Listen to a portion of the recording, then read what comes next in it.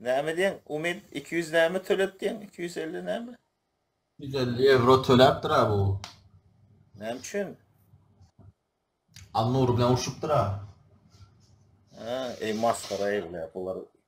İki Türkmen bütün bir yurtda, iki Türkmen taş yurtda bir yerde. O Türkmen. Umidcan sana seni günahkarlamak, men seni günahkarlamak. Men onu günahkarlayayım.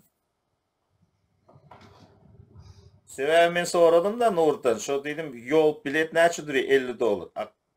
Qarmağın näçe duruyor desin, oğlum 50 näme euro dedi. O yol. O näme bak gidip dedim şo. Başka yerde alıp olmayan mı dedi. Значит, bunların ikisini məş pişmeptir. Yani çörek yeni yerinde yeni uçsan başkaça olayandırla ya. Näçe umidin oyunda naharıydı o. Çörek idi, ara içtiler.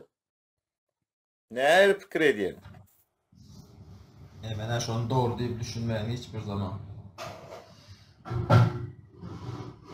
Öyünü yıksa da uruş edip olan yok abi. Kimin öyüne geliptir? Bu Umid'in öyüne gidiptir mi yoksa Umid onun öyüne geliptir mi?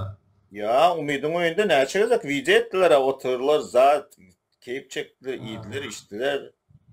Näçe piyan bolup efir açtılar näçe gezek. Nuru lüllüm dey. Umida birazcık özünü saklaydı, şonda da olan lüllüm dey. Yanımda var ha. Nur'u kim bilen ilalaşarak kakavra da kaysı bilen ilalaştı.